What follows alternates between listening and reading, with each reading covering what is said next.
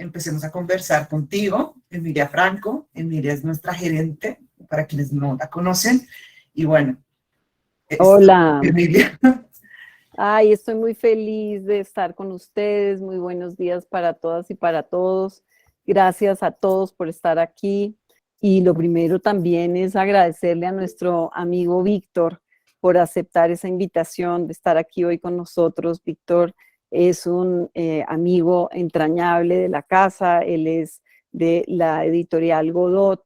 Es un editor absolutamente inquieto, que ha incursionado también muchísimo en el campo de la distribución y lo hace de una manera absolutamente imaginativa y diferente. Yo creo que Víctor rompe esquemas y Víctor siempre nos enseña. O sea que para mí es un gusto que estés hoy, Víctor, con nosotros. Es un gran amigo de Siglo y es un cómplice de todo lo que hacemos. Nos acompaña de una manera increíble. También quiero darle las gracias a María Elvira Jaramillo, quien nos habló inicialmente, para quienes no la conocen. María Elvira es nuestra directora de comunicaciones y la ideadora de este ciclo y de muchas de las transformaciones en el campo de comunicaciones que ha llevado a cabo Siglo en los últimos años, y también pues a su equipo de trabajo. Y a todo el equipo de Siglo, quienes están hoy conectados, quienes por razones de su oficio, de más administrativas y operativas no están, porque todos ellos son quienes han hecho posible que estemos hoy aquí, que Siglo siga existiendo y que sigamos para adelante y que nuestro trabajo diario sea posible, ¿no? Nos tiene muy felices la idea de retomar estos ciclos.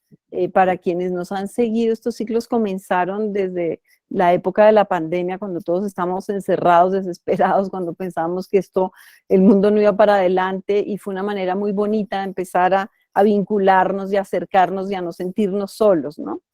Y también estamos muy complacidos de este ciclo de nuevo, porque es una manera de festejar 30 años. Siglo cumple 30 años este año, 30 años de recorrido, de historia, de cantidades de vínculos, de transformación en todo sentido, porque si nos pensamos cómo nació Siglo, nació incluso con el nombre Siglo del Hombre, y ya hoy queremos que sea siglo las formas del pensamiento y que el hombre se quede de un ladito por todo lo que significa esa palabra y la fuerza que tiene, y que no hace justicia, digamos, de la apertura de pensamiento que somos y hemos sido desde siempre, ¿no? Y estamos en este mundo de la edición y de la distribución desde entonces, y queremos seguir avanzando.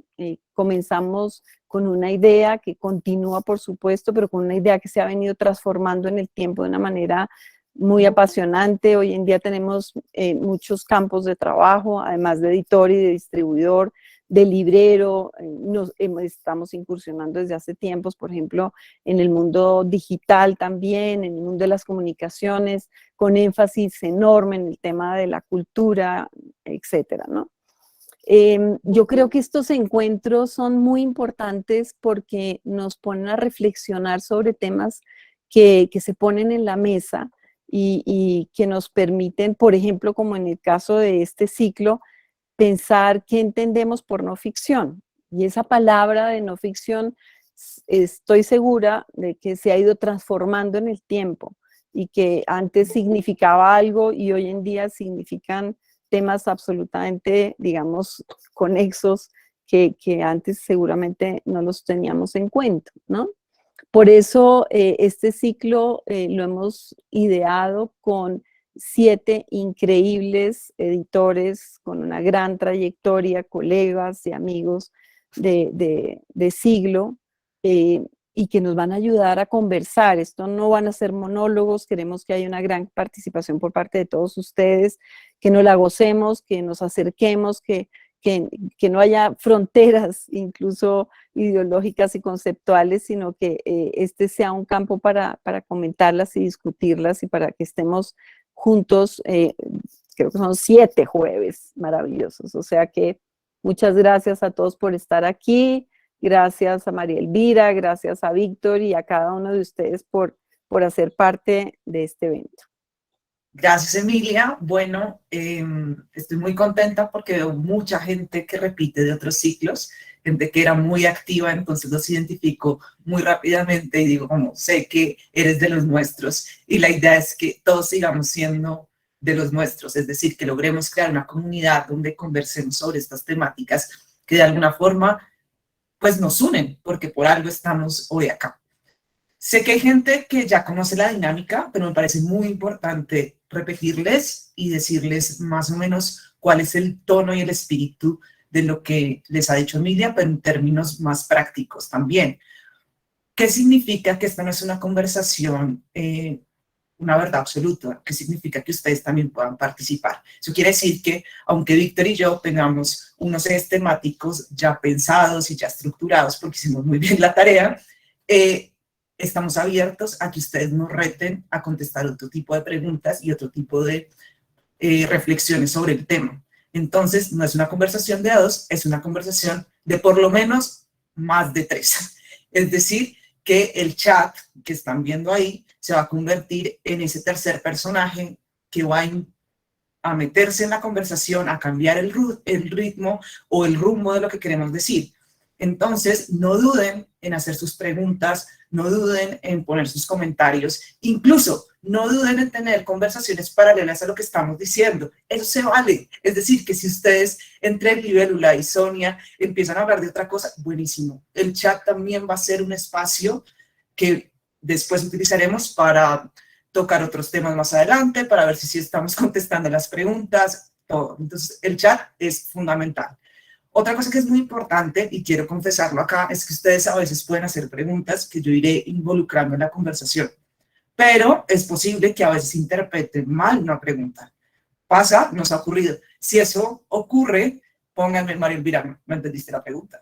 No era por ese lado. Dijiste totalmente lo contrario de lo que yo quería decir. Está bien, intentaré volverlo a hacer y si no, en últimas, abrimos el micrófono, ponen la cámara y le hacen la pregunta directamente a Héctor. No hay ningún problema, pueden ponernos ahí en el chat lo que quieran. Eso me recuerda que les quisiera pedir, aunque creo que ya todos somos muy juiciosos en eso, es que tratemos de dejar siempre los micrófonos en silencio y que solo la cámara de Víctor y la mía estén activas, por lo que les contaba de la grabación. Esas serían las reglas de juego, que no son muchas, de esta conversación. Y ahora quisiera decirles que va a haber 2 personas del equipo de Siglo muy activos en este conversatorio, pues que no soy yo. Por un lado está Juliana Zambrano y por el otro María Andrea Campo. Entonces las verán a ellas muy activas en el chat, estarán ellas muy pendientes de cualquier tipo de pregunta. Y si algo ocurre durante el encuentro y quisieran decírnoslo como en privado, es importante que sepan que yo no voy a poder leer mi correo, porque voy a estar aquí muy concentrada.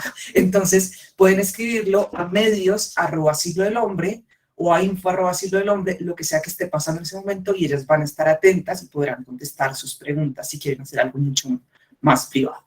Listo. Dejemos hasta ahí, porque sé que se mueren de ganas de hablar de libros y de la temática que nos compete. Entonces, Víctor, bueno, por fin te dejamos hablar. Bienvenido. ¿Cómo estás? ¿Cómo están? Muchas gracias por la invitación y muchas gracias a todas y todos que se sumaron para charlar con nosotros. Bueno, quisiera contarles algunas de las preguntas que tenemos desde Siglo sobre esta categoría, una categoría que cambia y una categoría que de alguna manera nos recuerda que no existen conceptos estáticos que pueden cambiar en el tiempo y que además es importante saber desde dónde enmarcamos este concepto o esta categoría para entender una postura. Entonces, principalmente yo les voy a dejar acá algunas preguntas y ustedes ya podrán dejar en el chat otras. Entonces, particularmente al equipo de Siglo le preocupa, digámoslo así, dónde se traza la línea entre la ficción y la no ficción. ¿Qué significa esta categoría y cómo compromete uno la verdad? La verdad, ¿no? La verdad, cómo se construye la historia. Y si existe una postura ética frente a que le pones esta categoría de no ficción. ¿Qué implicaciones tiene que un texto diga basado en hechos reales, ¿no? Eso cómo afecta. Entonces, bueno, les dejo esas inquietudes y también, Víctor, la sorpresa del día, quisiera invitarlos a que empecemos a calentar motores entendiendo la categoría de no ficción desde otro lugar que no son los libros. Muchos de ustedes en el formulario de inscripción pusieron varios medios donde consumían no ficción diferente a los libros. Entonces, quiero que veamos un producto audiovisual muy corto y que eso sea el detonante de la conversación de hoy.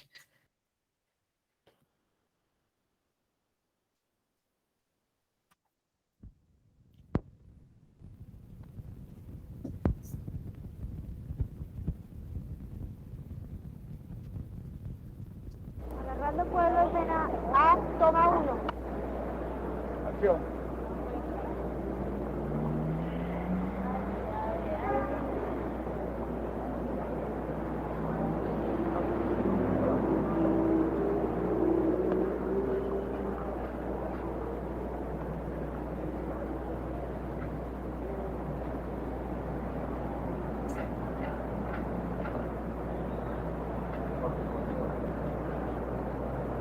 Entonces, pueden correr hacia atrás, sí, por favor.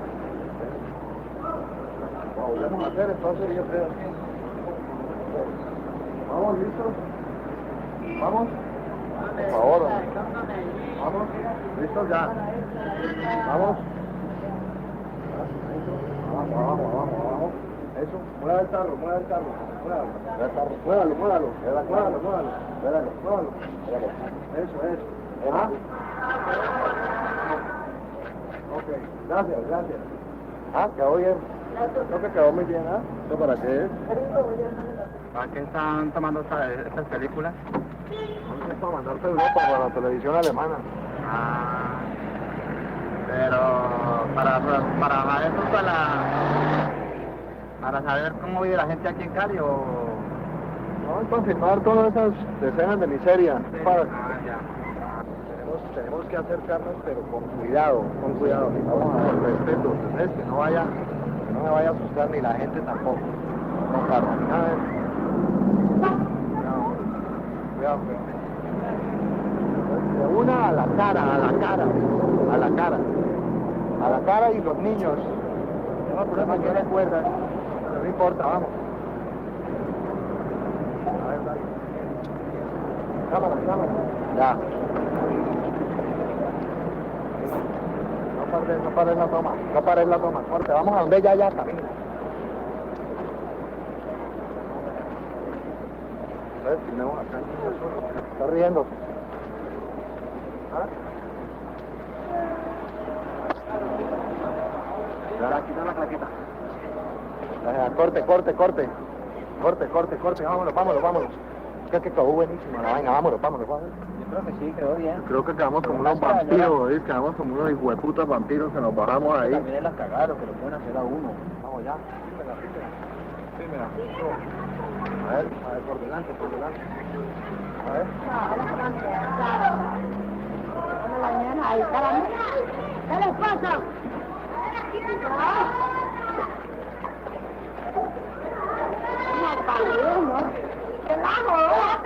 ¡Cámara!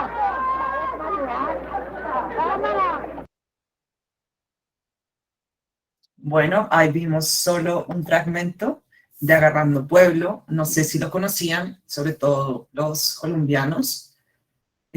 Pónganme, de Luis Mayolo, de Luis Ospina y Carlos Mayolo. Son ellos dos. Víctor, no sé, supongo que no lo conocías, pero cuéntame, pues te pregunto así a quemarropa porque nunca le dije que yo iba a presentar esto. ¿Qué te pareció? Muy interesante. Mientras que lo veíamos, pensaba un poco en la pregunta inicial y tenemos un montón de ejemplos para ver que la declaración de realidad o verdad es una declaración y no es un estatus en sí. Desde, por empezar a hibridar géneros y formatos, ¿no? Desde cuando en su momento salió el proyecto Blair Witch, no sé si lo recuerdan, pero con una película que a un punto era con cámara en mano, supuestamente real, todo, y se vendía como basado en hechos reales, y todo el mundo, eso generaba más miedo porque realmente pasó, etc. Hasta un montón de libros que se han pasado por ficción, por miedo a la censura, y en realidad tenían una denuncia detrás, datos bastante concretos, o nombres cambiados, pero lo que sucedía era cierto. Entonces, como cualquier categoría, se basa en un consenso. Entonces, en algún punto decimos, esto es verdad o esto es mentira, y viene muy arraigado a lo que el productor de ese contenido cultural está decidiendo ponerle de mote y presentarlo a ese libro, esa filmación, etc., ¿no?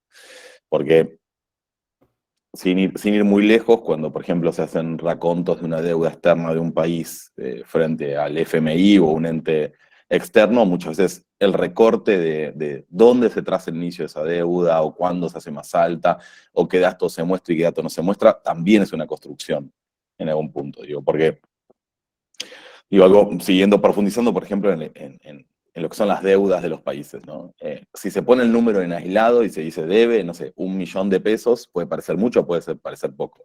Si eso se suma en torno a cuántos años de Producto Bruto Interno significa, ya toma otro matiz. Cuando simplemente, sin mentir, se le agrega otro dato en comparación, ya ese primer dato toma otro matiz.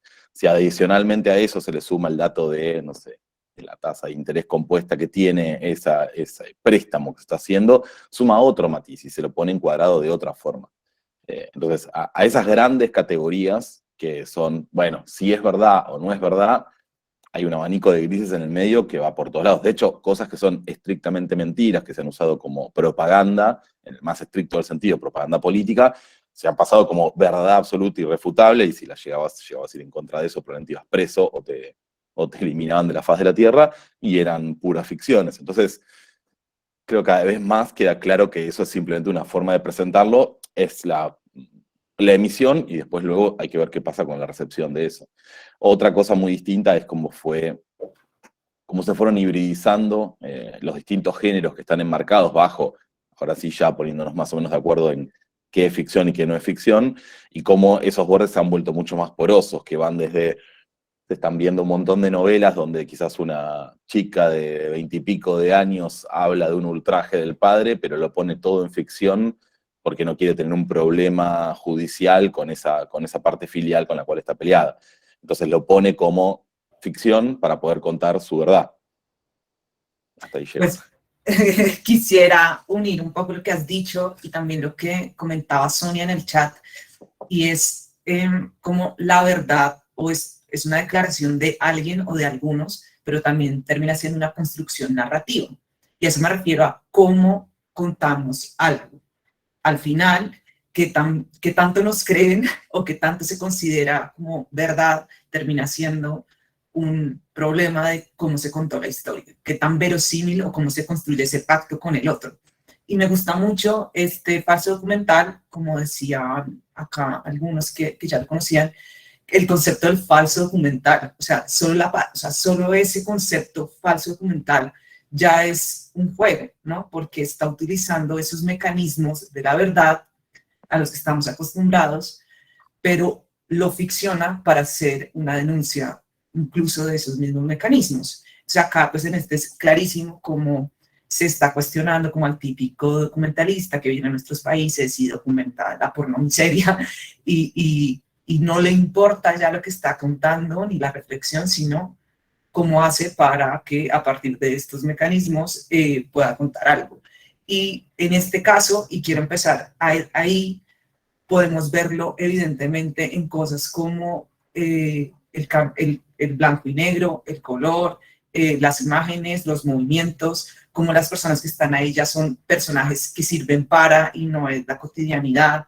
Entonces, en la parte audiovisual, tal vez ustedes son más hábiles porque han estado más acostumbrados a un tipo de imágenes permanentemente, pero la pregunta sobre el texto, sobre cuáles serían esas características formales, a veces no resulta tan fácil. Y acá es, Víctor, donde entras tú. Y vamos a empezar a hablar de Godot, de cuáles serían esos mecanismos que utiliza Godot para construir esas narrativas dentro de su propio catálogo y desde sus propias preocupaciones. Muchos de ustedes seguramente conocen a Godot, son lectores, son fanáticos, conocen a Víctor, pero me gusta pensar que no todos tenemos los mismos conocimientos sobre todo. Entonces, Víctor, quisiera que empezáramos a hablar un poco sobre Godot. Cuéntanos cuáles serían esos ejes que les preocupan a ti y a Hernán y, bueno, cómo ha sido todo este proceso en los últimos años para seguir construyendo este catálogo. Bueno, vos hablabas de obsesiones y creo que hay 4 ejes temáticos que atraviesan todo el catálogo, que son naturaleza, capitalismo, sociedad y tecnología. Y todo, hasta nuestras ficciones creo que están atravesadas por esos 4 ejes, que son, digo, me parece que es algo que funciona en cualquier editorial pequeña o independiente, para no entrar en los conflictos de la categoría independiente. Sí. En general, las publicaciones responden a las obsesiones de las editoras y los editores. Y para nosotros son fundamentales porque son como 4 de los grandes prismas con los cuales mirás la vida y vivís. Básicamente, hablando de esto de los criterios de verdad y mentira, percibís la realidad, ¿no? A través de esos 4 prismas es inevitable que no percibas la realidad. En general, en Godot, además, algo que fue pasando desde que arrancamos a esta parte fue que hubo una migración muy fuerte de textos que eran más de base y académicos duros a abrir líneas a textos de no ficción mucho más amenos. Nosotros, en general, la distinción la ponemos entre con o sin intertexto, es decir, hay textos del catálogo que si no tenés cierta formación previa son un poco difíciles de abarcar, necesitas un intertexto para poder leerlos. Y hay otros textos del catálogo que no necesitas ningún intertexto, que cualquier persona curiosa, entrando como, vamos a usar el ejemplo bien trillado, tabula rasa, al libro, puede leerlos, puede entenderlos, puede disfrutarlos y puede discutir con esos textos. Otra de las líneas que a nosotros nos interesa dentro de los libros es que funcionen como herramientas o cristales para ver la realidad. Por ende, muchas veces parte de lo que se publica no necesariamente estamos completamente de acuerdo, sino lo que nos interesa a nosotros es que abran otro sentido dentro de esa problemática, entender esa problemática de otra forma. ¿A qué me refiero con esto? En general, de los problemas que solemos tener, ya sea desde los medios masivos, las redes sociales, etcétera, es cómo se tiende a la mirada unívoca sobre un tema, cómo un discurso se vuelve predominante y es el discurso bajo el cual analizamos la realidad. Entonces, pueden pensar seguramente de la realidad política o la realidad cotidiana de Colombia, determinada problemática, y van a ver que hay 2 discursos en pugna, ni siquiera digo uno oficial y uno contraoficial, sino como 2 formas de ver eso, y lentamente toda la sociedad o todos tus amigos o toda la gente se empieza a agrietar hacia un lado o hacia el otro, sin importar la temática. La temática es agregar un impuesto o sacar un impuesto, aborto legal o no aborto legal, etc. Siempre termina habiendo 2 discursos que son en pugna y que alguno se resuelve hacia un lado. Y cuando no se resuelve, se polariza aún más esa discusión. Cada vez que aparece una tercera línea de pensamiento en torno a eso, que no es la famosa tercera línea sencilla y tibia de tratar de buscar un punto intermedio, sino otra mirada diferente de esa polarización, es lo que a nosotros nos interesa para publicar. Que no quiere decir que estemos de acuerdo con esa tercera línea, sino que es abrir un concepto mental, ir hacia otra mirada sobre ese problema para volver más rica la discusión. A nosotros nos interesa en particular entrar a una discusión con un argumento, y no importa si el argumento que gana es el nuestro o el de la otra persona, sino salir de esa discusión con un argumento enriquecido. Ya sea que fue el nuestro que a través de una discusión logró tener mayores aristas y mayor complejidad, o nos dimos cuenta en esa discusión que nuestro argumento estaba errado, tomamos el argumento de la otra persona y salimos de la discusión con un argumento más rico, no importa de quién es. Nosotros, como seres humanos, ante una problemática, salimos con una mirada más amplia. Todo esto, que suena muy grandilocuente, se baja a intentamos publicar libros que hagan eso, ¿no? Que vos entres al libro con una forma de entender el mundo y salgas con otra. Por más pequeña que sea esa temática. Quizás la temática puede ser tan sencilla como cómo nos afectan los distintos tipos de iluminación. Si es fluorescente, si es artificial, si es la solar, etc. Puede ser tan sencilla como cómo funciona o qué aspectos hay en torno al silencio. Si es solo el aspecto biológico, si es solo el aspecto de clase, etcétera, etcétera. Bueno, todos nuestros libros van por ese lado.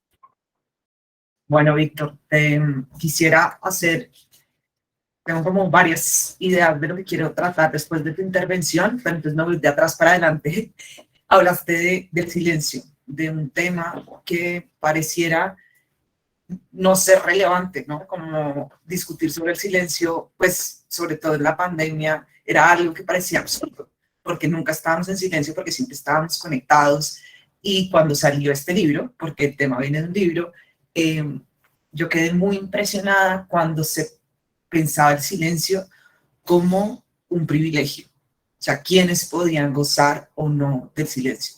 Y como dices, era algo que nunca había pensado. O sea, me hizo cuestionarme en todo sentido sobre, incluso ahí hay una inequidad, quienes pueden estar en silencio y quienes no, a quienes se silencia, a quienes no, y quienes pueden silenciar y quienes no. Pero quisiera mostrarles el libro, como, la portada, para que la vean. Esperen, a ver. No sé si ya conocían este libro, me parece divino.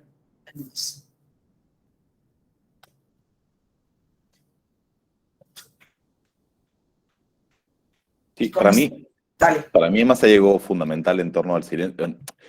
Me meto un poco en la idea del libro general y después volvemos al silencio, ¿no? Pero les comentaba antes de que nosotros fuimos migrando de libros más académicos y duros a libros, no sé si usaría la palabra divulgación, sino de no ficción más híbrida, donde de golpe este libro incorpora pedazos de textos de novelas para hablar del silencio, de golpe incorpora datos biológicos, como por ejemplo, hay cámaras que aíslan tanto el sonido que, como ustedes saben, lo que nos mantiene en pie y en equilibrio, ese pequeño órgano está dentro de nuestros oídos, entonces a determinada cantidad de minutos dentro de esas cámaras que tienen sonido negativo, te tenés que sentar para hacer equilibrio, y después de N cantidad de minutos, no hay mucha gente que resista porque te empiezas a volver loco porque escuchas el propio sonido de la circulación de tu sangre.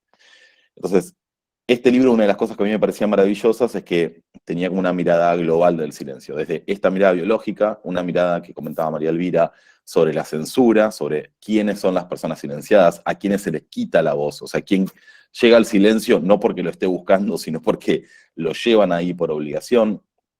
El cruce con las clases, ¿no? Cómo funciona el silencio en barrios más humildes y cómo funciona el silencio en barrios más pudientes.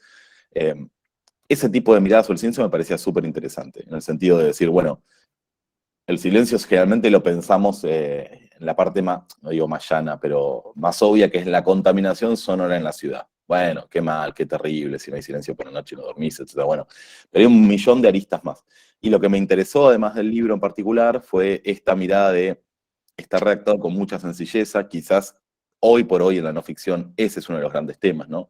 Lograr una redacción que tenga un hilo conductor, en el cual nosotros sintamos que un poco el autor o la autora nos va llevando a través de un argumento, que no use, que los pueda explicar de una forma muy sencilla, y sencilla no es degradarlo al punto de que ya se convierta en otra cosa, sino liberarnos un poco, despojarnos un poco de determinados conceptos con los cuales sientan cierta seguridad los académicos al momento de escribir. Entonces pareciera, hablábamos antes con María Elvira cuando se preparaba esto, pareciera que un libro que no empieza con 2 o 3 citas de autoridad, esa persona no está formada. Entonces, digo, como chiste interno, por Dios, no me linchen por esto, pero si el libro ya arranca con una cita de Foucault, de Roland Barthes y de Deleuze, ya nos quedamos tranquilos que... Ya tiene la bendición. Está bien eso, claro. Que por supuesto que nos encantan esos autores y los leemos un montón, pero me parece muy interesante también, y esto ya pensándolo un poquito más en torno a una editorial, un catálogo, la voluntad de abrir catálogo, la voluntad de tener libros que puedan ir un poco más allá del núcleo duro. Es decir, si nosotros seguíamos publicando solo a Zizek, que es la otra y demás, seguramente teníamos un piso de venta asegurado y un techo bastante bajo, y a las y los seguidores de ese tipo de filósofos los íbamos a poder interpelar rápidamente. Pero me parece que como editorial, cada vez más, y sobre todo para las editoras y los editores independientes, es solo el 50% del trabajo tener un buen libro publicado. El otro 50% es hacerle llegar a todos los potenciales lectores y lectoras ese libro a la mano, ¿no? Entonces, parte de eso no se logra de un día para el otro, no se logra con solo una fuerte campaña de publicidad, sino que se logra construyendo libro a libro, ampliando comunidades. Hay gente que se acerca al catálogo por el libro del silencio, hay otro que quizás se acerca por un libro sobre las rarezas geográficas, y otro que se acerca, no sé, por otro libro distinto, ¿no? Perdón, porque me fui muy de tema. Todo esto era para volver al tema y hablar de también estos libros de no ficción que están muy bien documentados, que están escritos por personas que son especialistas en el tema, pero que están escritos pensando en gente que no es especialista. Y ahí me callo un poco si no hablé un montón yo. Dale. No, un poco de silencio. Viste, la vi venir, pero dale. Quería recoger una cosa muy importante que acabas de decir, es para quién está dirigido, qué tipo de público, y que ese público, qué estructuras necesitaría o qué información necesitaría para poderlo comprender. Y ahí lo uno a lo que dijiste al principio, y es el intertexto, ¿Qué tanto necesito tener previamente leído, absorbido, interiorizado en mi ser para poder comprender la postura o la denuncia de este texto? Uno también, algunas cosas que han dicho, Luis Fernando, creo que de hecho hablabas de la argumentación y de la resolución del conflicto, y yo creo que de eso vamos a hablar muchísimo, no solo hoy, sino durante todos los ciclos, porque finalmente la no ficción es, o creería yo, vamos a ver, es una postura frente a algún tema. En el caso de Godot, pues tenemos 4 obsesiones, pero al final es cómo argumentas esa postura, cuáles son las formas en las que decides argumentarlo, y siempre a través de un conflicto. Acá en este caso, pues el conflicto es el silencio, pues obviamente ese no es un conflicto, pero el silencio en una sociedad moderna y sus implicaciones, ¿no? Y cómo el conflicto se va a resolver a partir de la argumentación. Gracias a quienes han compartido otros libros que tienen que ver con el silencio. Esto nos permite ampliar todo el marco de temáticas sobre quienes nos interesan estos temas, y además vamos a estar recomendando y enviándoles estos libros que saben de la discusión. Ahora, Víctor, pasémonos a esos otros libros que necesitan intertexto. Y creo que es importante que empecemos así. Uno, que es el que es no divulgativo, como has dicho, pero es un libro de un experto para un público no especializado. Pero pasémonos a ese catálogo de Godot que sí necesita intertexto. Entonces, que es tal vez el catálogo más, los libros un poco más políticos, por decirlo de alguna manera, o que empiezan a combinar áreas temáticas o del conocimiento como la filosofía y pues la política. Entonces, a mí me encanta este libro, Contra la tentación populista, porque estuvimos este año en elecciones en Colombia y era casi como un llamado de atención a reflexionar qué ocurría con el populismo y cómo se manejaba. Este libro en particular, de los libros de Zizek, creo que es de los más amables, por decirlo, volviendo a esta idea de intertexto sin intertexto, y en particular habla de los giros generales que dio tanto Europa como Latinoamérica, de que hubo un momento en el cual había como unas democracias, no sé, no quiero ofender a nadie, pero unas democracias más populistas que no tuvieron muy buenos resultados a nivel económico y de otros tipos de problemáticas, y que después hubo un viraje muy fuerte a la derecha, y que en general ganaron gobiernos neoliberales de derecha con posturas más retrógradas en cuanto a libertades personales. Que es la diferencia de los neoliberales con los liberales, ¿no? Liberales como muy ultranza del individuo frente al Estado, y los neoliberales quizás en ese sentido son mucho más, al menos en la versión argentina, retrógrados. Y eso se vio acá en discusiones bastante fuertes que tenemos hace una década sobre el aborto legal y seguro o no, y fue muy loco ver los argumentos que tenían los senadores y los diputados cuando se oponían al aborto. Entonces, el libro un poco lo que explica es cómo fallan esas democracias más populistas, muy apalancadas muchas veces en productos de materia prima, ya sea petróleo, soja, etc. Y cuando económicamente falla eso y no hay para repartir, cómo vuelven las derechas, muy a grandes rasgos. Es muy interesante porque, si bien parecería como los círculos concéntricos de Agnes Heller, de que uno vuelve al mismo lugar, pero no es exactamente el mismo lugar, pareciera que hay como un ciclo que se repite en este tipo de virajes pendulares de los gobiernos, ¿no? De como derecha, izquierda, pero que vuelven en formas muy distintas, pero que tienen en común a lo largo de Latinoamérica el discurso populista, ¿no? Después, obviamente, hay gente que, por el mote peyorativo que tiene populista, no se va a sentir interpelado por un gobierno en particular, que digan ese gobierno es populista, pero las cuestiones que va describiendo Zizek, creo que todos con mayor o menor medida las podemos ver en gobiernos latinoamericanos. Adicionalmente, hay algunos comentarios sobre Europa, ¿no? Porque es la parte que a él más le interesa. Y me paso a otro autor del catálogo de ustedes. Perdón, María Elvira, voy a hacer un comentario sobre las preguntas que están haciendo sobre el libro de Sí, silencio. sí, por favor. El libro no se mete en el silencio como discurso, o cómo funcionan los silencios como omisión de algo, es decir, de hacer silencio para no señalar algo que está mal y tomar eso como omisión, sino que el libro lo que intenta hacer es tener una mirada 360 sobre el silencio, y va tocando el silencio en el recorte de clase, el silencio como acallar voces, el silencio como una cuestión biológica, etcétera, etcétera. Cuando está cerca de lo discursivo, se refiere más a quitarle la voz a determinadas interlocutoras. De hecho, hace bastante eje en escritoras y mujeres que durante un tiempo no tuvieron voz o tuvieron que escribir a través de la voz de un hombre. Así que no es un libro para análisis del discurso, si lo estás pensando por ese lado. Porque de hecho, creo que análisis del discurso es una de esas temáticas en las cuales necesitas intertexto y tiene que haber como cierta rigurosidad en el sentido de que no puedes resolverlo en 128 páginas, digo. Cada temática dentro del análisis del discurso tiene un libro específico, desde teoría de la novela de Lukács, pasando por, no sé, libros de semiótica, etc.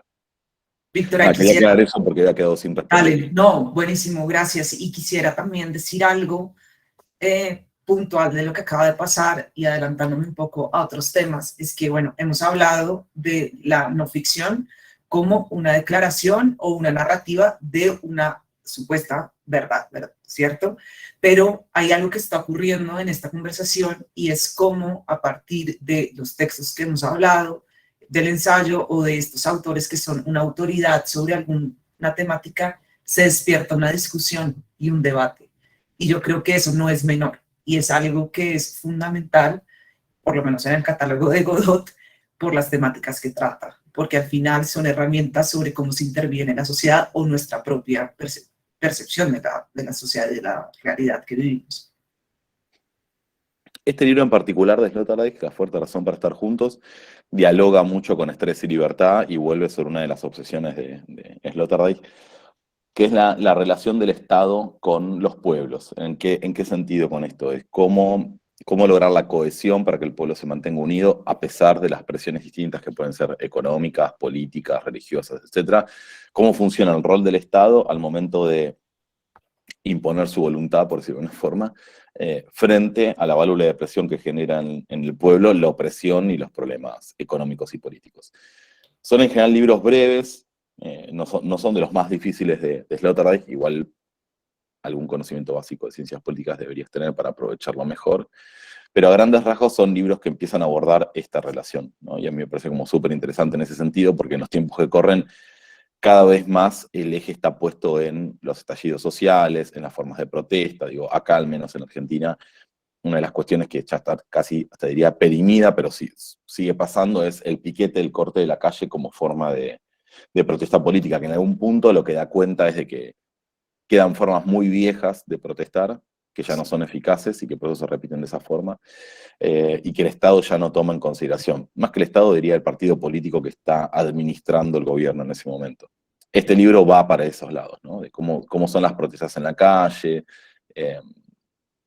cómo puede reaccionar el pueblo, qué medidas toma el Estado para poder apaciguar eso, mantener el control, pero seguir subyugando a la gente. Nada, nos parece interesante en ese sentido. Van viendo cómo se relaciona con las cuestiones más actuales, ¿no? Y si bien a veces hay varios de los pensadores que son europeos. Yo te iba a preguntar la globalidad de los temas. Sí, tal cual. Después se da en distintos grados y distintas, pero sucede igual, ¿no? Las herramientas son las mismas de distintas formas. Después, por supuesto, los índices de pobreza son muy distintos en Latinoamérica que en Europa, ¿no? Pero esa necesidad de expresarse, de cómo funcionan las cosas, y determinar, no sé, me acuerdo mucho hablando con un editor francés, en el momento de los chalecos amarillos allá en Francia, y hay un comentario que seguro se escucha en Colombia, en Argentina se escucha siempre, y que lo escuchábamos en Francia, me lo comentaba el editor francés sobre Francia, de qué necesidad tienen de romper las cosas son de todos, si rompen el semáforo, si rompen la... Bueno, evidentemente hay cosas que nos atraviesan a todos, que van desde la forma en que se dan las manifestaciones, lo que le sucede psicológicamente a esa masa de personas cuando se están manifestando, la impotencia, etcétera, etcétera. Entonces, por más que seguramente los problemas de Francia son muy distintos a los de Colombia y los de Argentina, determinados ejes y comportamientos sí pueden trazarse con paralelismos. Y esto vuelve a lo que les comentaba antes de, bueno, qué bueno poder enriquecer la mirada sobre los problemas que tenemos nosotros acá con algo que sucede en otro lado y se maneja de otra forma. Cuando estabas hablando de este libro me acordé de otro, de Laura Quintana, una autora colombiana que publica en Herder, que se llama Rabia. Y lo que hace este libro es analizar cuál es la función o por qué la rabia atraviesa los movimientos sociales. Y es un poco también respondiendo a esas como frases de transporte público, de tienda de barrio, de, pero porque se ponen bravos o porque responden tan agresivos, ¿no? Y es muy interesante ver desde otra mirada y entenderlo como la rabia también moviliza y es un sentimiento que nos va a acompañar. Entonces, quería relacionarlo acá porque creo que también es una conversación que se da desde Latinoamérica, pero también tiene todo que ver con este libro y en el caso de la rabia o en la fuerte razón para estar juntos, es voltear el lado de cómo se ven las cosas. Y Víctor, pues eso nos trae a que no hemos dicho cuál es el nombre de este encuentro y la promesa de por qué le pusimos así al encuentro de hoy. Quería empezar por el análisis del catálogo de Godot a partir de estos 3 libros, porque de alguna forma nos permiten ver un abanico pues, de problemas desde los 4 ejes temáticos. Yo sé que no están todos, Víctor, pero sí me parece que empezar por estos libros más silencio dan un tono a lo que desde Godot se piensa y es la sociedad, ¿no? Atravesado pues también por la naturaleza, la tecnología y el capitalismo. Pero vale la pena hablar del título, que es el lado B de la no ficción, ¿no? Y ahí quiero que hagamos una pausa y les pregunto a todos si alcanzaron a ver en el correo que enviamos, si alcanzaron a pensar, ¿no? Que entienden por el lado B de las cosas, desde donde se lo imaginan, porque se lo imaginan así. Y también, si estamos hablando de Godot, de capitalismo, sociedad, naturaleza y tecnología, si pueden pensar ustedes acá en este instante 2 o una idea que quieran cambiar o que quisieran ampliar de esos temas. Y no es fácil, obviamente que no es fácil. Por ejemplo, en mi caso, a mí me gustaría pensar distinto la manera en la que los medios de comunicación nos intervienen. Y suena absurdo, pero como estoy tan metido en el tema de la comunicación y llevo tanto tiempo pensando la comunicación, es difícil para mí encontrar discursos distintos. Y quisiera encontrar un libro que me dé una cachetada y me diga, no, por ahí no era, o se te olvidó pensar en esto. Entonces, bueno, la invitación es que piensen en alguno de estos temas que quisieran reevaluar, porque al final de eso se trata, entrar en un texto o acercarse a un texto que es una declaración sobre la sociedad. Y estoy segura que todos tenemos temas así, porque si no seríamos todos mega eruditos, ¿no, Víctor? Entonces, hablemos de por qué el lado B, y ya sigo haciendo algunas preguntas, y si se animan a poner los temas en el chat, bienvenidos. Bueno, para mí en algún punto las editoriales en general siempre, las independientes al menos, siempre están buscando el lado B, no están buscando aquello que no se publica. Digo, ¿qué sentido tiene publicar sobre lo que ya está publicado, ¿no? Y por eso el catálogo tiene ese tipo de libros que son, no sé, un libro que es sobre todos los errores que cometió la humanidad en el intento por medir el tiempo. Estamos preparando ahora un libro sobre cómo aparecen las especias en el mundo. Preparamos otro libro sobre, no sé, rarezas geográficas, etc. A nosotros lo que nos interesa en particular son libros que no tengan fecha de vencimiento. O sea, generalmente cuando hablamos en no ficción se piensa en investigaciones periodísticas de denuncia o los famosos fast seller, que son esos libros que salen sobre, no sé, el candidato de turno.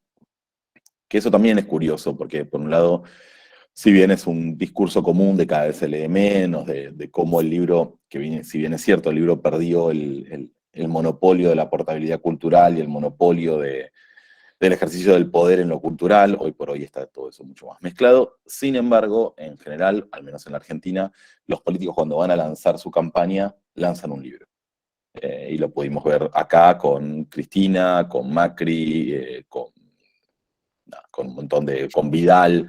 De hecho, acá es mucho más divertido y Cipayo, no sé si pasa allá en Colombia, de que había una analogía entre la tapa del libro de Vidal, que fue una gobernadora de la provincia de Buenos Aires, y la de Michelle Obama. Y una analogía, eran muy parecidas las tapas, una analogía del libro de Macri y la de Obama, presidente, el expresidente de Estados Unidos. Pero volviendo al tema del lado B de la no ficción, no solo es ir a buscar estos temas que nadie está publicando, sino también muchas veces la no ficción, y esto se relaciona con lo que hablábamos de los criterios de verdad y demás, tiene todavía, y las libreras y libros que nos están escuchando probablemente estén de acuerdo, tiene todavía como cierto halo de miedo hacia las lectoras y los lectores. Y es mucho más difícil convencer a un lector de no ficción, lee ficción, un lector de ficción no necesariamente lee no ficción, ¿no? Es como que hay cierto prurito y cierto miedo que muchas veces está dado en la forma en que están redactados los libros, con cierto desprendimiento académico de que, bueno, parecería que si no hay un marco teórico súper extenso al principio, el libro no es serio o no tiene investigación. Con cierto uso del lenguaje, con cierta voluntad de evitar cualquier tipo de raconto que nos ayude que nos dé una historia y un hilo cual seguir. Hace poco hubo acá sobre un escritor maldito perdido, una especie de biografía coral muy linda, y en vez de hacer la típica biografía de nació en 1920 y en la ciudad de tal hizo tal cosa, sino que se iban contando hechos aislados, desordenados y en anécdotas de distintas personas que lo habían conocido. Que este formato que les cuento, me dicen, deben haber leído ustedes seguramente 20, 30 libros así. Bueno, este es un cambio reciente de las últimas décadas, que se haya popularizado de esa forma. Lo que hablábamos antes de estas biografías en primera persona, no sé, yo en un momento al pasar les mencioné un libro que habla sobre las distintas formas de iluminación, cómo nos afectan. Ese libro arranca, es una ambientalista que es periodista, y arranca contando una anécdota personal, donde dice, un buen día, salgo a la calle, me empiezo a sentir mal, convulsión y caigo al piso. Digo, ¿qué carajo? ¿Qué pasó, no? O sea, ¿qué me está pasando? Se va hacia adentro, vuelve a la casa, se arrastra como puede, la atiende, viene la ambulancia, etcétera, etcétera. Arranca con esa anécdota y a partir de ahí nos empieza a contar lentamente que habían cambiado la iluminación de la calle, que la iluminación había pasado de ser incandescente a ser fluorescente, y que eso ella pensaba que era una enfermedad súper rara que ella tenía, que la afectara así, y que al ponerse a investigar y empezar a entrar en contacto con otros, empieza a darse cuenta que no, que es súper conocido y que los rayos de la luz se dispersan de distintas formas. Bueno, esto que podría haber sido como un ensayo súper académico, de decir, bueno, ¿cómo nos afecta la luz entre 1850 y 1910 en la región de Cantona del Sur? ¿No? Arranca con una experiencia personal que parecería que, bueno, pero entonces ahí hay un error estadístico. No, bueno, va mechando o va dosificando lentamente datos estadísticos que podrían estar vertidos de otra forma, pero acá quedan muy a menos. En el momento en que ella tiene que explicar cómo funcionan las ondas de luz, lo que hace es invitar al titular de cátedra de física de la universidad donde ella vive a un pub bien ruidoso, para hilarlo con el libro del sonido, y decirle, bueno, yo te invito a una cerveza y explícame cómo funcionan las ondas de luz hasta que yo lo pueda entender en este pub tomando una cerveza. Y así se baja, y no es que no sea escrupuloso eso, pero lo que hace es, pasamos de un tema que podría ser súper complejo, súper aburrido, a la historia personal de una persona, la historia personal de una periodista que te cuenta cómo se vio afectado por los distintos tipos de iluminación. Discúlpenme si sienten que estamos saltando de un tema a otro, ahora hago como un mini resumen, pero es que hay cosas que ocurren en el momento. Y creo que en este caso, en este libro, tenemos el ejemplo de una autora que no es una experta en un tema específico, sino que busca una fuente experta, pero esta autora tiene la habilidad narrativa, porque es periodista, y es una periodista que es capaz de estructurar una apuesta narrativa. Quisiera que nos contaras, Víctor, un poco sobre estos autores periodistas que no son una persona ultra famosa en el tema o reconocida dentro de su campo. ¿Cuál es el juego ahí y cuál es la importancia del periodismo ahora en los libros? Y eso no es menor, porque en una sociedad donde hay una crisis real de los medios y de los espacios para textos largos, pues las editoriales se empiezan a convertir en ese lugar para narrar. Sí, tal cual. A mí me parece que hay mucho mérito en la persona que logra acopiar un montón de conocimiento y hacer una bajada lógica, sin mentir y sin degradar el conocimiento, para que los legos como yo puedan entenderlo y puedan aprovechar ese conocimiento. Es decir, Hablábamos antes fuera fuera de cámara, sobre el libro de Harari, por ejemplo, el primero de los libros de Harari. Seguramente en cada tramo de la historia haya un montón de libros más específicos y gente mucho más formada. Pero, al igual que sucede con el libro Incandescente, en el gran éxito, me parece a mí, el gran logro de estos periodistas cuando escriben es, como tienen el entrenamiento para poder contar historias, para poder investigar, es lograr condensar en una cantidad de páginas legible y digerible para el gran público o para un público de 2000 ejemplares, conocimiento, información y una historia, que son tres cosas distintas, ¿no? Y me parece que el mérito está por ahí, de que vos en 15 días puedas entender un poco cómo funciona la luz, cuáles son los lados B. O sea, otra de las cosas que quedan en el libro, ahora vuelvo a lo de la narración, ¿no? Pero otra de las cosas que te quedan en el libro es la pantalla emite un tipo de gama, la pantalla del celular, un tipo de gama azul que te inhibe la melatonina, que es lo que te hace dormir.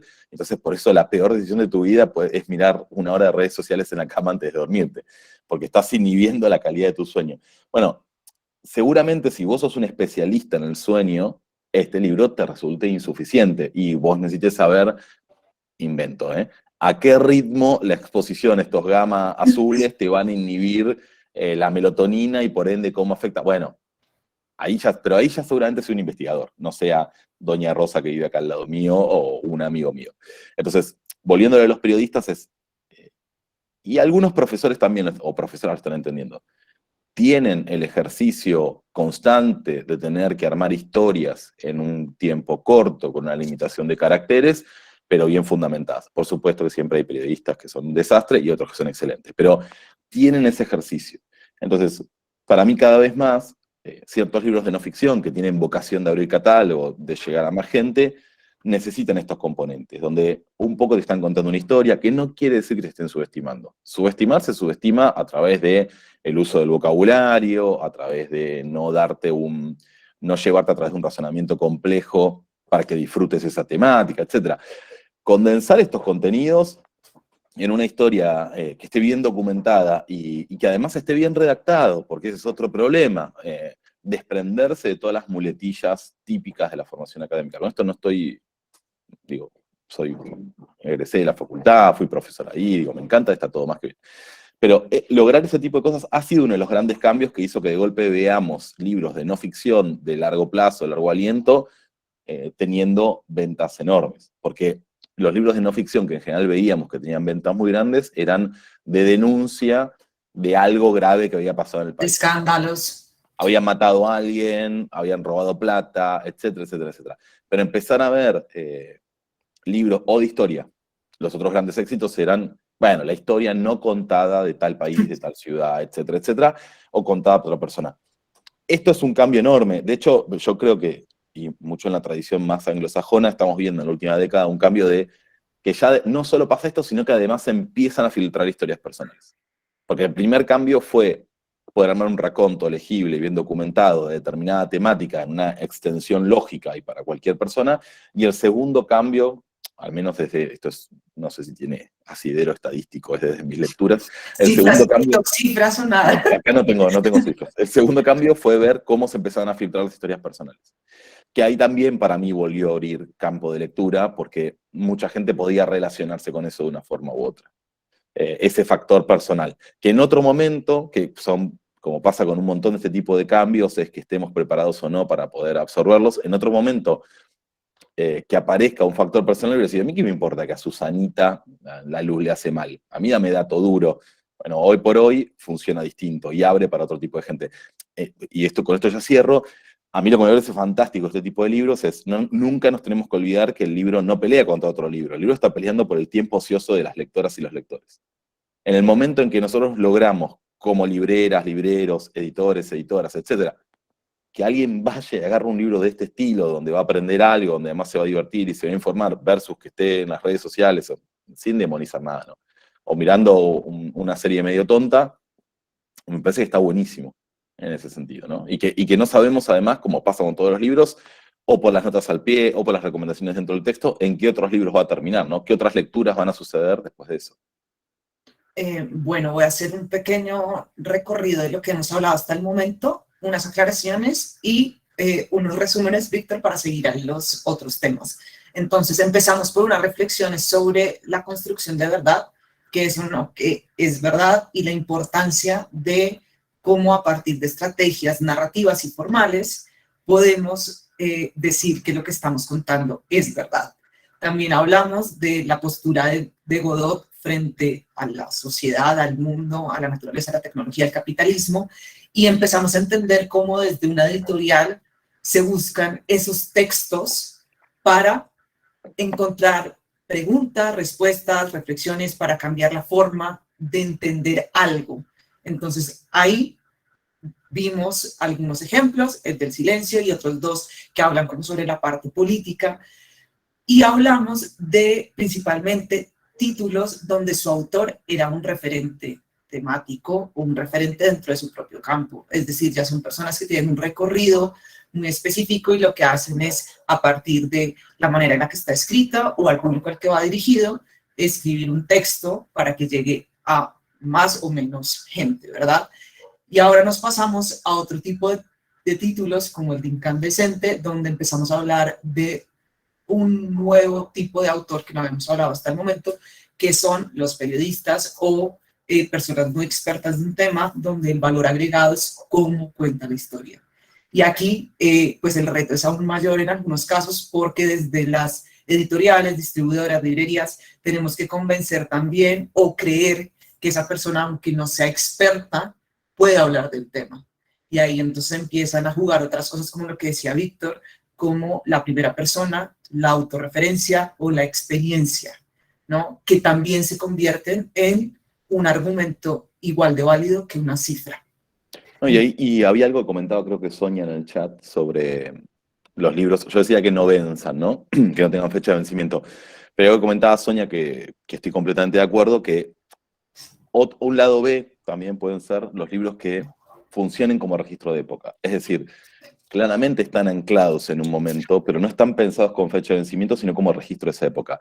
Nosotros hace un tiempo publicamos un libro que se llama Contacto, de Edgardo Scott, que es un libro sobre qué pasó con el contacto, o sea, con el tacto en la pandemia, ¿no? Y cómo nos empezamos a relacionar. Y el tacto entendido como el contacto de la piel. Entonces hay un capítulo que es sobre los besos, otro que es sobre los abrazos, etcétera, etcétera. Ya les adelanto que no tiene nada de meloso, no es una oda a besarnos y abrazarnos, sino cómo funcionó eso, muy mezclado con literatura, es el ensayo literario en su quintesencia. Y a mí lo que me pareció interesante de ese libro, y por eso lo publicamos, fue que está escrito como un registro de época. Por supuesto, todo eso ya cambió, ya nos abrazamos, ya nos besamos sin problema, ya no es que andamos por la calle sin reconocer a los amigos porque tienen barbijo puesto, todo eso ya cambió, pero dejó un registro de época espectacular. Y si el día de mañana a una persona que no vivió la pandemia le queremos explicar cómo fue, puede leer ese libro y entenderlo. Ese libro, a pesar de que está súper anclado a un momento particular, no tiene fecha de vencimiento. Queda establecido como un registro de lo que sucedió con nuestros cuerpos y con el tacto en ese momento tan particular de la historia que nos tocó vivir. Y otra cosa más que quería sumar, hay un libro que nosotros creo que solo tenemos derechos para Argentina, pero que es súper interesante, que se llama Tenés derecho a permanecer gorda, y es un libro que trajo mucha polémica, que es un libro que habla sobre la gordura, va echando muchísimos datos, pero sobre todo experiencias personales. Y a mí me parece que hay algo ahí donde se hibridiza la ficción y la no ficción, que es la posibilidad de ponernos en el lugar del otro. Cuando antes hablábamos de la experiencia personal como la excusa para motorizar una historia y en el medio bajar datos y documentarlos,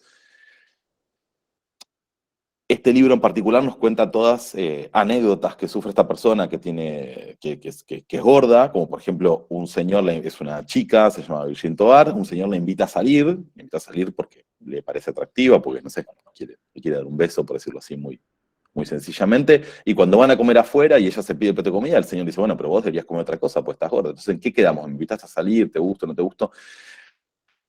Y de lo que habla es de cómo automáticamente cuando alguien está gordo se lo se piensa que está poco saludable en un montón de otros aspectos que no tienen nada que ver con la gordura, ¿no? Cuando quizás una persona flaca tiene los mismos problemas, ¿no? La patologización de eso, y por otro lado, cómo viven las personas gordas en sociedad, los problemas que tienen al momento de, no sé, que ir a una pileta, transporte público, etc. Entonces, a mí lo que me parece interesante de este libro es, nos muestra a través de datos e historias personales, nos muestra qué es estar en el cuerpo de esa otra persona, cómo es habitarlo. Un poco me hace recordar esos... En un momento acá en la Argentina había muchos documentales de salir un día en silla de ruedas y transitar toda la ciudad en silla de ruedas. Por más que, por supuesto, puedas caminar, sino vivirlo desde otro lugar. ¿Qué pasa cuando querés ir al colectivo? La cantidad de colectivos que tenés que dejar pasar porque no tienen el sistema para subirte, si hay rampas en cada esquina, etcétera, etcétera. Bueno, en general tendemos a pensar que solo la no ficción puede hacer esto con la documentación, y las novelas, que muchas veces se las acusa de pasatistas y demás, en la verdadera construcción de un personaje nos pueden poner mucho más en la piel de, no sé, una madre inmigrante que tiene que salir a buscar trabajo para poderle darle de comer a sus hijos. Digo, en este tipo de juegos es de lo que hablábamos antes, de la porosidad de estas categorías, de que pareciera que una función está destinada solo a una de estas categorías y en realidad puede funcionar perfectamente en ambas, ¿no? Yo creo que hay una característica de la no ficción que empieza a hacer cada vez más fuerte, y es pensar la no ficción no desde lo más racional, desde el método científico, desde lo positivista, sino a partir de las sensaciones, los sentimientos, y como es igual de válido decir como, uy, a mí me pasó eso en una cita que alguien me invitó y me dijo algo similar. No tiene que ser exactamente lo mismo, pero le creo. Y le creo más a esa escena, a esa situación donde me siento identificada, y no necesito que me digan 2 de cada 5 mujeres en su primera cita ha sido cuestionada por comer bien. Claro, también están los textos que unen las dos cosas y que ponen a discutir la experiencia personal con las cifras y se vuelven pues. Bueno, y ahí algo que decía Luis Noriega en el chat, de que la no ficción ayudó a romper las fronteras entre los géneros discursivos. Bueno, el género, como todos sabemos, es una construcción social, donde cuando decimos, bueno, con estas características es una crónica, con estas características es una biografía, con estas características... Creo que de los cambios, que vos hablabas al principio, de los cambios que hemos visto en la no ficción, fue, en algún momento, si pensamos en Rodolfo Walsh, en Truman Capote, la non-fiction tenía como una, no sé si una estructura muy clara, pero todos entendíamos que era una novela basada en hechos reales, donde vos no podías mentir, pero sí podías sumar algunos detalles que vos quizás no habías conocido, como un diálogo interno entre dos personajes que obviamente no viste, para terminar de completar esa historia. Pero a grandes rasgos, el sujeto A que mató a sujeto B tiene que coincidir, no puede ser al revés, sujeto B no puede matar a sujeto A.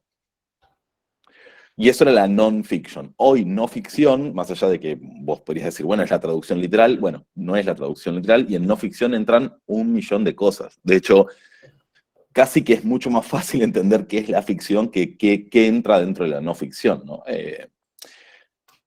En algún punto también hablábamos se generó un premio en Latinoamérica que une a varias editoriales, ahora ya cerró justo el premio para presentar, cayeron como 200 postulaciones, y lo que más buscaba ese premio tenía 2 ejes. El primero era la hibridación, o sea, quería encontrar, no digo un género nuevo que no tenga nombre, pero hasta estuvimos dispuestos a leer aforismos, digo, para irnos hacia cualquier lado, ¿no? O sea, biografías todo el mundo entendemos, crónicas entendemos, denuncia periodística entendemos, ensayo literario entendemos, ensayo político, bueno, hasta aforismos.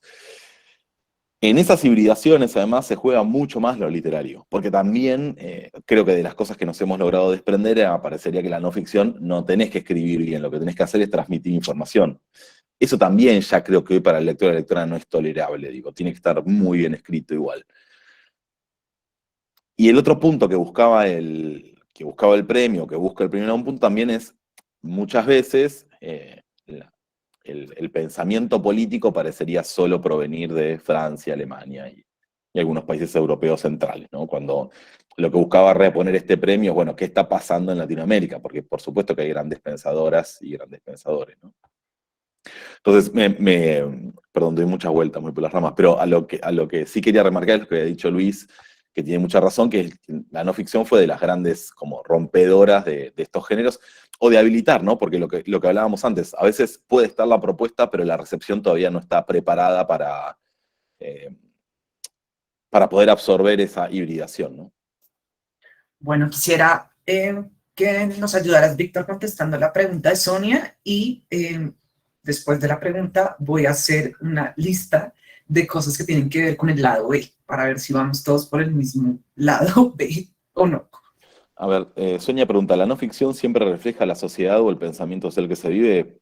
Yo creo que no necesariamente, que muchas veces están estas personas aisladas pensando, produciendo un texto y que no necesariamente refleja, están adelantadas a su tiempo.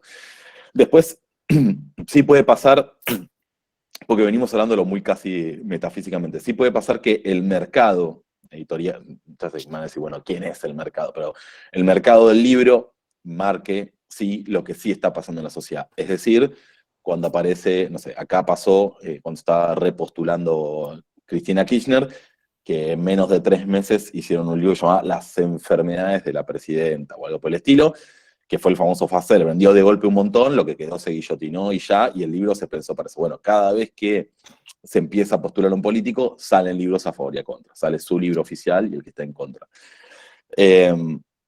Cada vez que se detecta una temática particular en la sociedad, salen 5 libros al hilo, que puede ser un debate sobre el aborto, puede ser el lenguaje inclusivo, o puede ser, bueno, ahí sí, la no ficción está reflejando lo que sucede. Pero yo creo que, bueno, quizás con la ficción sucede lo mismo, pero yo creo que la no ficción es un gran espacio donde pueden aparecer personas que están pensando por otro lado o que son punta de lanza y que nos muestran un tema o una mirada que es súper distinta. Y eso vuelvo a lo que a nosotros nos interesa publicar, que es esta gente, ¿no?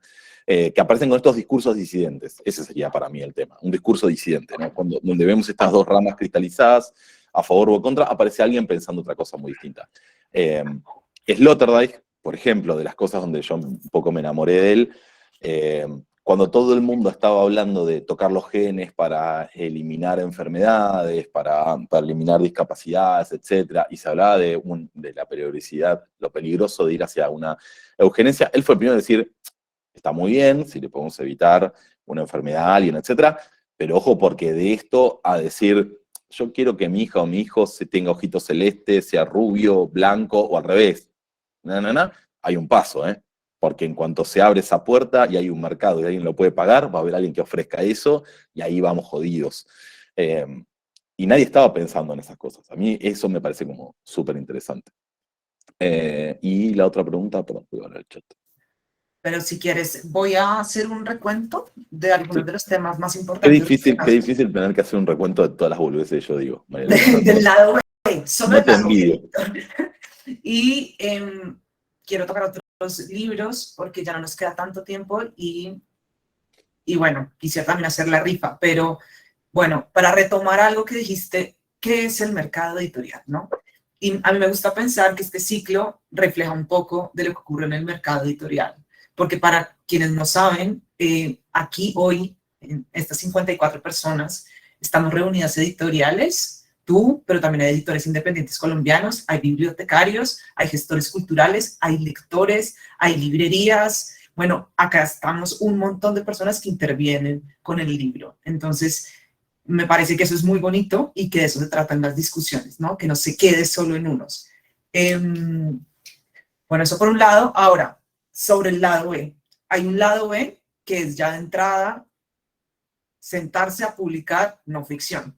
Es decir, sentarse a no publicar novela o cuento, sobre todo novela. Ya de entrada representa un reto comercial, porque hay todo un mercado que favorece más a la literatura que a los textos de no ficción que hemos venido discutiendo. Eso por un lado, pero también nos has dicho que es un lado B porque es una mirada distinta a un tema, ¿no? Alguien dijo algo diferente, alguien llamó la atención y volteó el cassette, el CD, el disco, lo que sea, para hablar sobre ese tema. También hemos dicho que es un lado B porque tiene una propuesta narrativa, porque no es solo dar información y ya, sino que además hay una construcción sobre cómo se cuenta la historia, los tonos, la experiencia, la primera persona, apuestas corales, es decir, apuestas que unen diferentes personajes y diferentes miradas. Y es un lado B porque rompe con sistemas preestablecidos de dónde está la verdad desde la academia o desde la ciencia. Y nos permite jugar con cosas y hacer las hibridaciones que decías tú, decía Luis Fernando, donde ya no importa tanto el formato o cumplir con unas reglas, sino llegarle al lector. Eso es mi resumen del lado hoy. ¿Cómo lo Muy bien. viste? Bueno, No, sí, muy bien. Luis comenta sobre Iluminaciones de Walter Benjamin y me hizo recordar que nosotros de hecho lo publicamos. Tiene un diario de experimentación con drogas que se llama Hashish, ese lo tengo. y que de hecho arranca diciendo que se droga y se queda dormido en un banco de la plaza y se olvida de cobrar un cheque y después no me acuerdo si además lo pierde, ok, para cuando él se levanta ya había cerrado el banco. Bueno, Benjamin, entre las cosas, yo no soy el mayor experto en Benjamin, está más que claro, pero entre las cosas súper interesantes que él logró fue el primero que empezó a tener esas tipo de escrituras fragmentarias que después también retoma Roland Barthes, y ese pensamiento sobre como las pequeñas cosas, ¿no? El libro de los pasajes y demás. Y es muy loco, ¿no? Eso digo, ahí podemos ver un germen de experimentación de no ficción también, ¿no?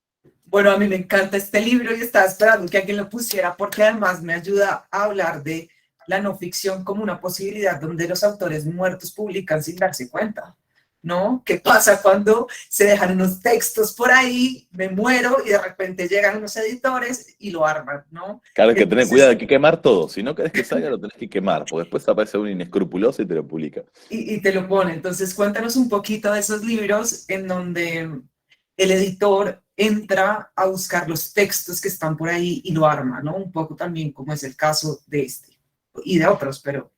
A mí me parece ahí interesante y creo que se ve mucho más bueno, con Benjamin acabamos de publicar un libro sobre el coleccionismo y son todos textos de él que tienen el eje temático sobre el coleccionismo.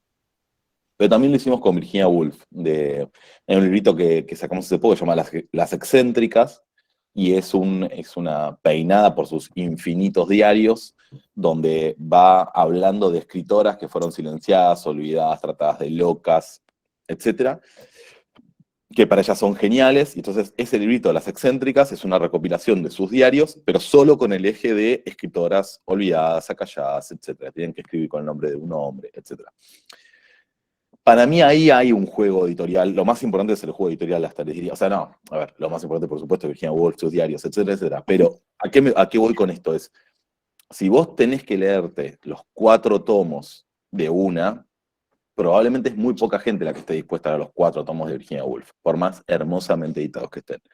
Ahora, si vos vas sacando como pequeños extractos con un eje temático, alguien puede decir, en el caso de Las Excéntricas, para mí funciona además como una lista de lectura de autoras que de otra forma quizás no conocerías. Decís, che, pará, a ver, ¿cuáles eran las autoras que ella decía que eran geniales y que nadie conocía? Me da mucha curiosidad, vamos a leerlo. Bueno, y de golpe estás leyendo 200 páginas de su diario que de otra forma quizás no leerías. Entonces, en ese tipo de curación de decir, bueno, sí, obviamente sin repetirte, haciendo traducciones de calidad, cuidando, digo, todas las cosas obvias, ¿no? ¿Quién va a decir, yo publico descuidadamente lleno de errores? Pero en ese tipo de recortes me parece súper interesante para poder empezar a entrarle a autoras y autores. Porque el tiempo es finito y la cantidad de cosas buenas que hay para leer, no malas, buenas, no nos alcanza una vida. Entonces ese tipo de recortes me parece que a veces te ayuda a tener una pincelada, pues nadie está obligado a que le guste Scott Fitzgerald o que sea. Entonces te da una pincelada y un probar y decir, che, bueno, a ver, me gusta cómo escribe, no me gusta cómo escribe, me interesa cómo reflexiona, ¿no? Con algo corto y no tener que meterte. Englobando también con lo que hablábamos antes de la competencia por el tiempo libre, la forma de llegar a nuevas lectoras, lectores, etc. Bueno, quisiera pasarnos a otro tipo de apuesta de Godot. Ya vimos una donde hay autores muertos que empiezan a publicar, cómo se empaquetan temáticas, cómo a partir de otros textos vamos participando de la discusión pública o de algunos otros temas que ya hemos visto en el caso de Godot. Pero ¿qué pasa cuando no estamos listos a que algo se convierta en un libro? Y eso les puede parecer rarísimo, pero es tan raro que quería que pusiéramos este ejemplo. Y es el caso de la lengua en disputa. Cuéntales, Víctor, un poquito cómo se pensó este libro más allá de la temática. Bueno, en el marco de la Feria de Editores, que es una feria que nosotros organizamos acá en Buenos Aires, que de hecho fue hace poquito y que es una feria donde solo participan editoriales independientes o pequeñas, queríamos armar un debate a la vieja usanza. ¿A qué me refiero con esto? Es poner a alguien a favor de un tema, poner a alguien en contra de un tema, que ambos tuvieran un peso simbólico importante y adelantarles las 3 preguntas con moderación para que cada uno prepare sus argumentos como mejor le parezca. Así fue el debate sobre el lenguaje inclusivo, sobre cómo iba a prosperar, no iba a prosperar. 3 preguntas muy particulares a Beatriz Sarlo, quizás la intelectual viva más importante que tenemos, y Santiago Kalinowski, uno de los lingüistas más reputados que tenemos acá en el país. Y eso se dio en una charla, que se grabó en HD y que está en YouTube. Acá viene como el lado B de esto. Creo que va, no sé, 60.000 reproducciones en YouTube, es súper conocida. Bueno, ahí debe estar el número real, yo no me acuerdo, pero va muchas. La cifra, Víctor, la cifra. Pero no estoy tan mal, 55.000, Los decir que 60.000 al toque. Muy bien, Bueno, sí. la cuestión es que en su momento nosotros dijimos, che, esto estaría bueno de grabarlo y armar un libro, sumar algunas fotos del momento, etcétera, etcétera. Y lo armamos un poco también charlando por una experiencia anterior que era Matemática Estás Ahí, que había publicado Siglo XXI, por esta discusión sobre, pero si esto está gratis, ¿por qué van a comprar el libro? Bueno, el libro ya lleva sus, no sé, 3.000, 4.000 ejemplares vendidos, ahora no me acuerdo, y el libro es la desgrabación de la charla que está en YouTube. Le agregamos, creo, unas palabras preliminares, le corregimos algunas cositas de furcios, de dato que estaba mal, porque un poco también ahí hubo nuevas reglas. La regla para publicar, que ambos aceptaron, fue, bueno, ninguno de los dos puede sumar argumentos. Solo se puede corregir, no sé, si se mencionó a un jazzista y está mal mencionado porque corresponde a otro, reponer ese dato correctamente. El libro se publicó y lo que te muestra es que son consumos distintos, aunque la palabra suene horrenda, un video que un libro. El libro te permite ir a tu propia velocidad, permite hacer subrayados, que vuelvas a hacer subrayados. Vos me podrías decir, bueno, pero en el video yo puedo anotar en qué minuto dicen que pasa tal cosa, pero no funciona igual que el subrayado. No funciona además así para una lectora o un lector asiduo. Entonces, para mí también lo que fue interesante de esto fue decir, che, acá hay un libro.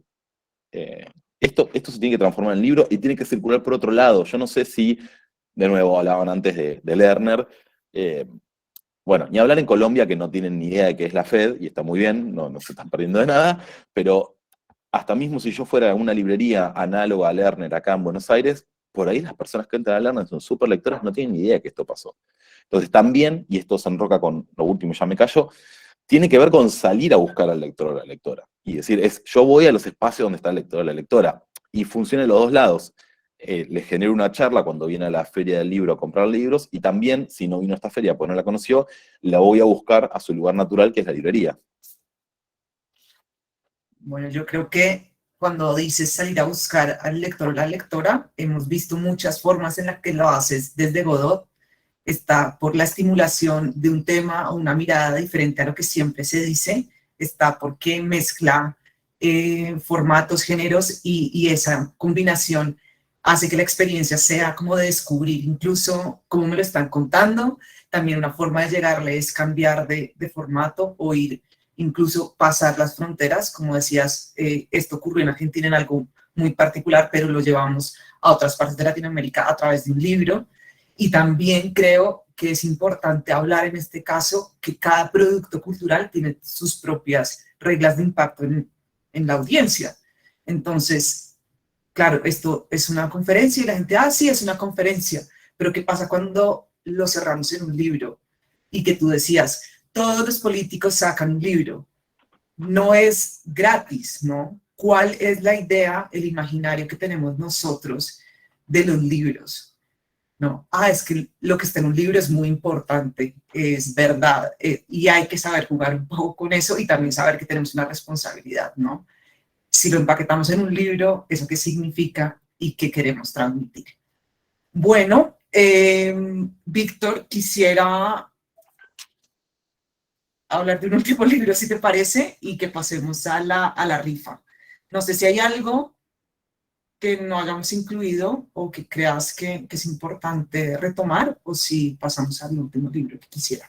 Yo te sigo a vos, María Elvira, lo que vos digas para mí está bien. Muy bien, muy bien. El último libro es un libro que no ha llegado a Colombia, pero sí quería ponerlo en discusión porque toca temas de exclusión, de racismo, a partir de experiencias de vida y de cifras, en lo que podríamos llamar un ensayo narrativo personal, si podemos poner todas esas palabras para describirlo y mostrar cómo es híbrido, y se llama De Raza.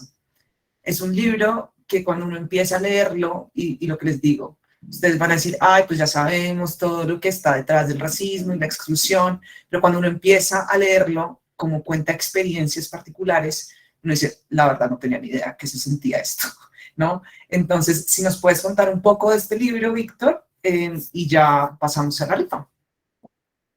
Bueno, de raza me parece que en ese sentido es la esencia de lo que hablábamos antes, de una mirada distinta sobre el racismo. Como bien vos marcabas, todos vamos a decir, ya sabemos que no hay que discriminar a alguien por su color de piel. Bueno, pero ¿qué pasa también con determinadas categorías que parecen positivas, pero terminan encorsetando la mirada que tenemos sobre otra persona? Cuando, bueno, hay que tener negros en nuestra trampa, voy a hacer así bien brutal, hay que tener negros en nuestra telenovela, porque quiero un negro, un asiático y, no sé, y un latino. Bueno, ¿qué pasa cuando solo a la gente con piel negra la contratan para hacer de piel negra? No puede ser también un vendedor ambulante y no necesariamente, bueno, un montón de la famosa discriminación positiva termina siendo contraproducente. En algunos momentos, como hablábamos antes de que está preparada la sociedad o cómo se prepara para poder percibir cambios, interactuar en consecuencia, hay un momento en que puede llegar a ser positivo ese enconcertamiento porque estás saliéndote de algo que era todavía peor, pero después termina siendo el límite también para poder interactuar con libertad y sin estar mirándole al otro de qué color tiene su piel, ¿no? Entonces, desde estos puntos de vista de laborales hasta la vida cotidiana, determinada discriminación positiva, determinados conceptos que se creen políticamente correctos, si bien en algún momento pueden funcionar para salir de algo peor, después terminan siendo un freno para una completa, vamos a usar el término hibridación, que lo estoy usando mucho, de la sociedad, donde podamos interactuar entre todos sin mayor problema, sin esas miradas de sesgo que tienen que ver con la raza. Es un libro tan breve como potente y que apunta a romper con un montón de estereotipos políticamente correctos. Digo, si veníamos hablando de que en general tenemos dos miradas sobre las cosas, y volviendo a la raza, como lo políticamente correcto y los racistas, este es un libro de una tercera vía para poder entender, para poder tener otra mirada sobre esas dos miradas o vías que mencionábamos antes. Bueno, este libro no ha llegado a Colombia, va a llegar. Vamos a hacer una apuesta muy importante porque creemos que tiene muchísimas de estas aristas sobre problemáticas de la exclusión o del racismo que nos pueden llevar a un discurso más interesante y donde se puedan centrar intervenciones que nos apliquen de alguna manera mucho más puntual en el caso colombiano. Pues tal vez en Argentina no es tan evidente, pero Colombia pues es un país muy mestizo y no reconocido como un país racista. Entonces, al final creo que hay muchas conversaciones que se pueden dar ahí. Si Juliana ya está preparada, vamos a ir alistando todo lo que tiene que ver con la rifa. También quería decirles que muchos de los libros de los que hemos hablado hoy, no solo de los que distribuimos en Siglo o los de Godot, están en librerías. Esa siempre va a ser la invitación: visitar librerías, animarse a conversar entre nosotros, que la conversación lector, autor, gestor cultural no solo se dé acá, sino se dé en los espacios de las librerías. Y bueno, que cuando vayan digan, no, la verdad, estos nos pintaron una cosa y cuando vimos el libro era otra, y que nos cuenten si era lo que estaban esperando de los libros. Hoy tuvimos a Víctor Malumian de invitado, empezamos la discusión sobre la no ficción, creo que la ampliamos en lo que más pudimos desde el principio, pensando la no ficción como una categoría mucho más allá de lo que es la non-fiction, que seguramente ustedes lo tenían más claro, y dijimos, bueno, hablemos de todo, menos de la novela y el cuento, la fábula, y concentrémonos en esto. Víctor, nos contaste cuáles eran esos criterios que les interesaban a ustedes para publicar, y yo creo que eso es muy importante para nosotros, porque al final descubrir una editorial es descubrir un personaje que le interesa, que le obsesiona, que le preocupa y por dónde va. Entonces, pues muchas gracias, Víctor, por presentarnos estos 4 ejes temáticos, que se los repito: la naturaleza, el capitalismo, la tecnología y la sociedad. Ya sabemos qué esperar de un libro de Godot, lo hace mucho desde la no ficción, pero también desde novelas que tocan estos temas de alguna otra forma. Y bueno, creo que la discusión hasta ahora empieza, hemos dado el lado B de todo, estamos encaminándonos, y pues Víctor, mil gracias por acompañarnos hoy. No, gracias a ustedes. Daniel, te contesto, los libros de Godot están en casi todas las librerías de Colombia o en todas. Ya te vamos a compartir un enlace donde vas a ver el mapa de la distribución de siglo y ahí los puedes encontrar o en nuestra página web o en plataformas digitales. Entonces, ya creo que lo has contestado, pero la repetiré porque me parece muy importante, también porque hay muchos estudiantes acá, y es cuál es el papel o cómo entender el papel del editor cuando decide publicar no ficción.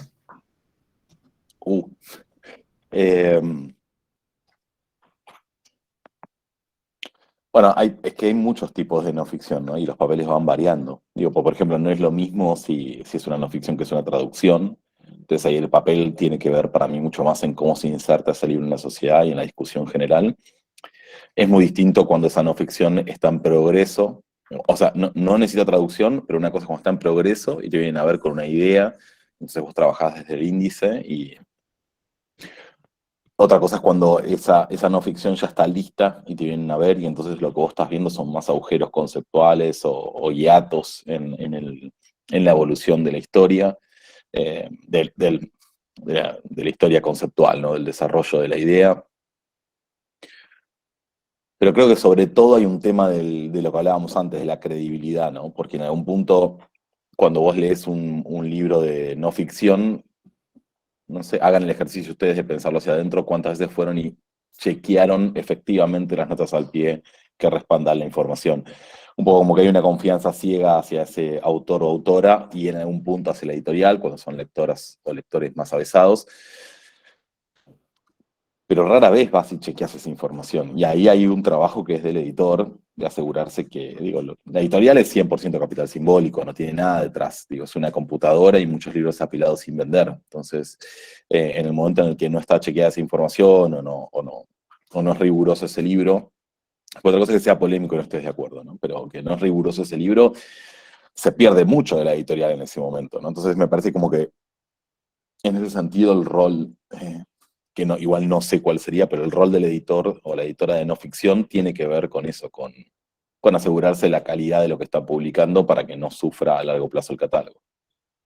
Bueno, y yo simplemente agregaría a modo de cierre, Víctor, es que no hay una sensación, o tal vez una de las sensaciones más satisfactorias para un lector es sorprenderse, y el intento de construir un camino para que uno voltee cualquier cosa y ver el lado B es suficiente gratificación para un lector, que le digan, no era lo que creías, por ahí todavía no es. Entonces, pues gracias, Víctor, por construir esos mecanismos para llevarnos hacia el lado B.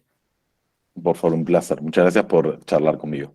Bueno, y nos vemos a todos el próximo jueves, muy temprano, para seguir discutiendo. Esta vez nos encontraremos con Leonora Diament de Eterna Cadencia y su propuesta sobre no ficción. Chao, nos vemos. Chao.